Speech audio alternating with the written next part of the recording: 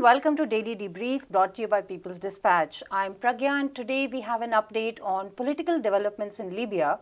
A US government report absolves itself of all blame in a strike in Syria in which dozens were killed in 2019 and a massive healthcare worker strike in New Zealand against unpaid work hours and austerity measures. We go to Libya first, where a fragile ceasefire was interrupted by clashes in the capital Tripoli on Tuesday, 17th May.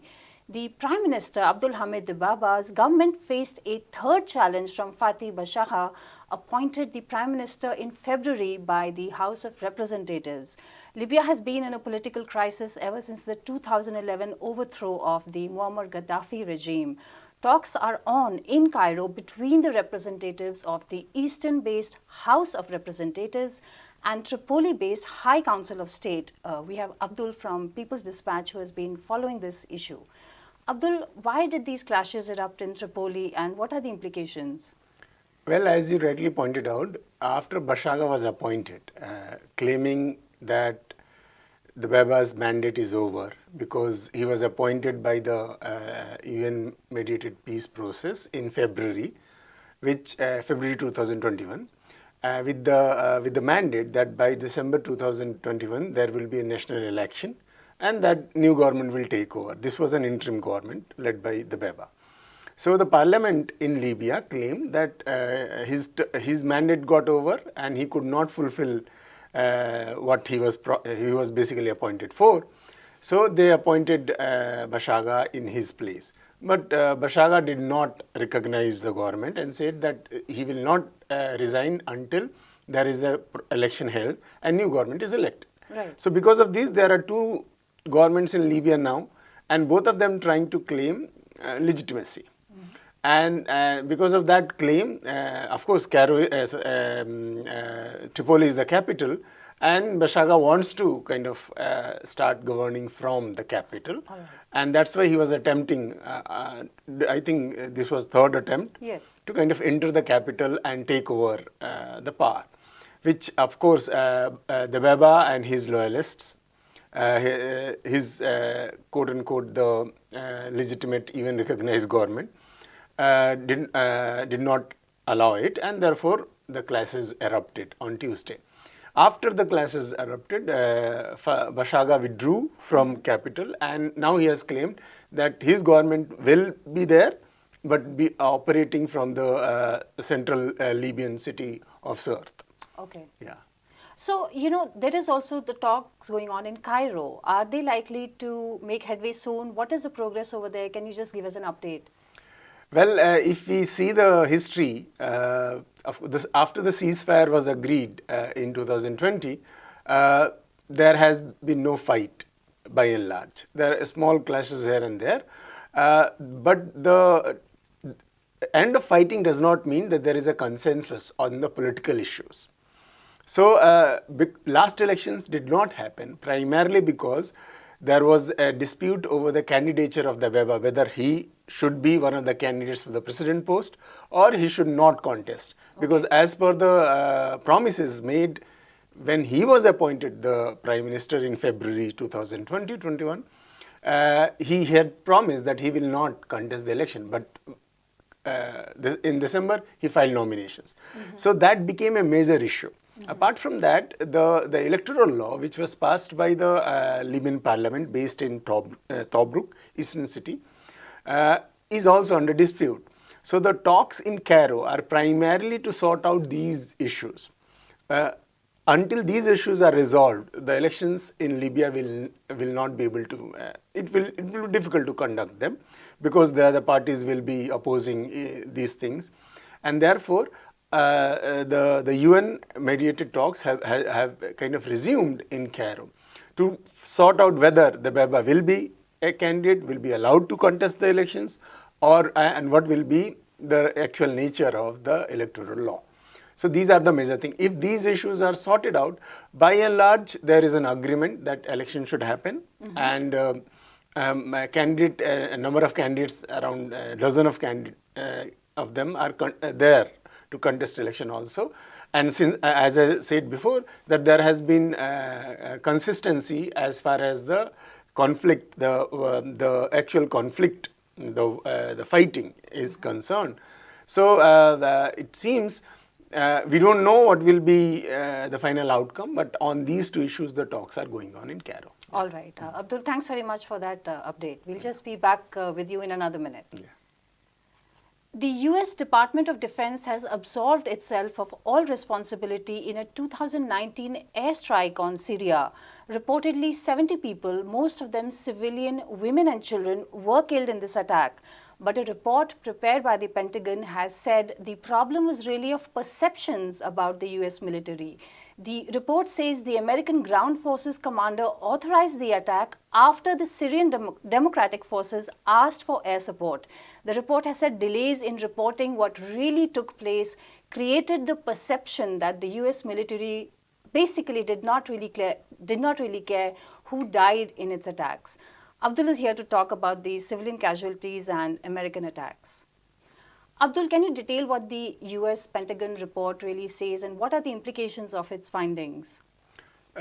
In November last year, there was a New York Times report which basically revealed for the larger audience across the globe that in 2019 March, there was an airstrike in eastern Syria, in which 70 people were killed. Right. More than 70 people were killed. There are different reports. Some of them claim 80 plus, but yeah, by and large, 70 people were killed. Apparently, this incident was not reported in by the US, and therefore, what happened that the actual incident, which now was revealed that most of all of them, some claims are that all of them were civilians, those who were killed in the bombing. But of course, US said no, not all of them were civilians. There are 14 of them were terrorists. Rest of them were civilians who died in the crossfire or what you call the collateral damage. Right. Yeah. So this was accepted only after the New York Times came out with the report. Earlier, they were claiming all those who died were terrorists. So, to find out these actual development, Pentagon had established an inquiry commission, which basically came out with the report. In that report, this gave clean sheet to all the US officials involved in the incident, and saying that no action will be taken. Even the corrective measures will not be taken against any person involved in the killing of the civilians. So this is the basic detail. This happened in the name of fighting against the ISIS. After this attack, US and Syrian Democratic Forces, its allies on the ground in eastern Syria, had claimed that this was the final defeat of ISIS. So this is a significant development. And the US move is primarily to basically the safeguard or whitewash the entire crime which was committed by its forces in Syria. So, Abdul, now this is not the first time, this is not the only attack that has taken place by the US again in which civilians have died. In fact, that was one of the primary reasons why there were continuous demands for the US to actually withdraw from Syria. So, what explains that the US can continue to say that it is not responsible for them? As far as their claims, Pentagon's official claim that what was done in self-defense. This is a kind of, you can say, it is a exact copy of what happened in Kabul. Right. When the Taliban was withdrawing, and at that time there was an attack on the Kabul airport, and US forces fired a missile which killed 10 people. 7 of them were children. After media raised the issue, then only the US admitted that, okay, those who were killed were not terrorists. Earlier they were claiming that those who were killed were terrorists. Even after all that, the US said that what happened was a genuine mistake. It was not and happened in self-defense. Therefore, none of them, the people responsible will be punished. Similar things were reported in bombings during Iraq war.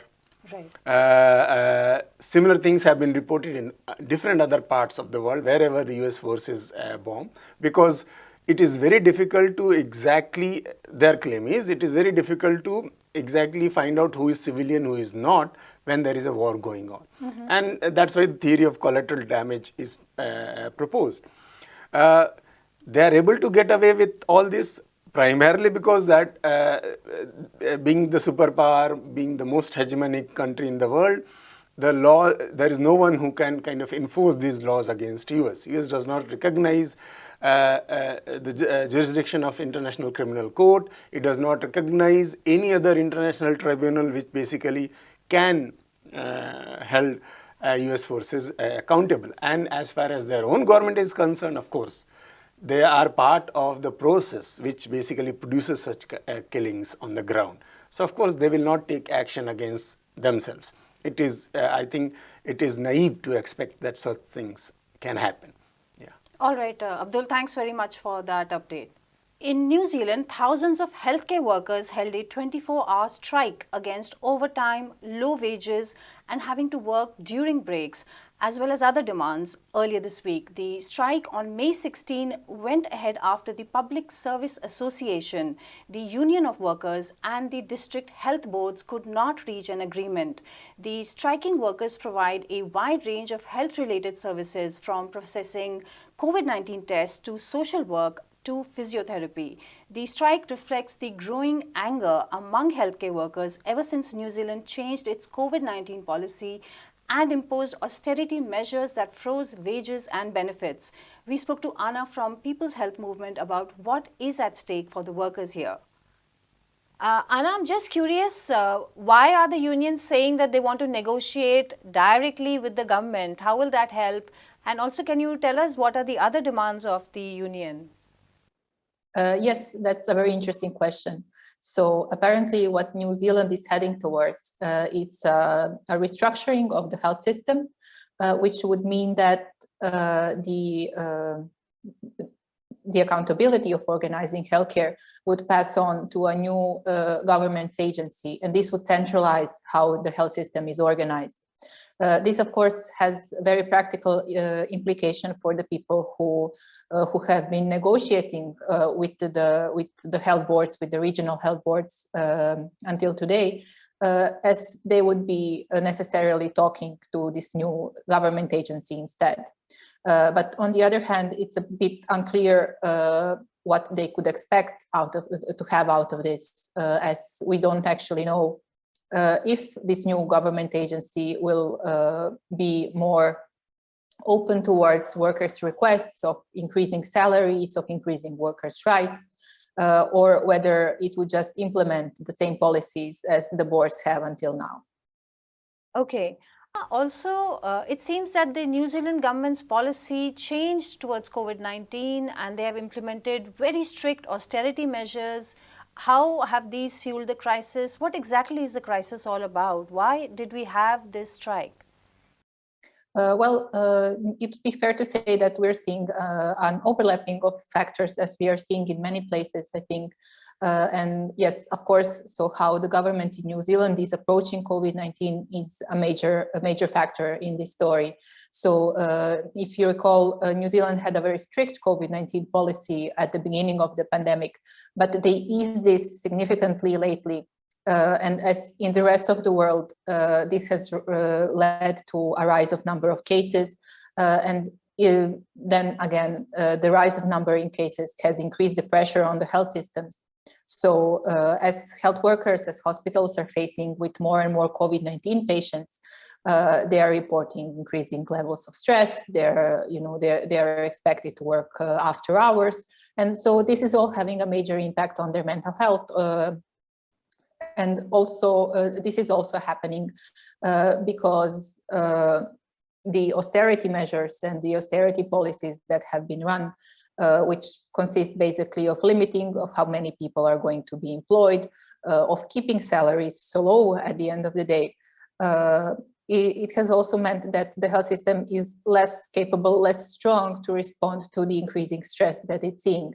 And so it would be fair to say that the action that we have been seeing from the over 10,000 health workers, I believe, in New Zealand for the past months, but also this week, is a response to that, for a salary which would allow them to keep up with the rising life costs that people in New Zealand are facing.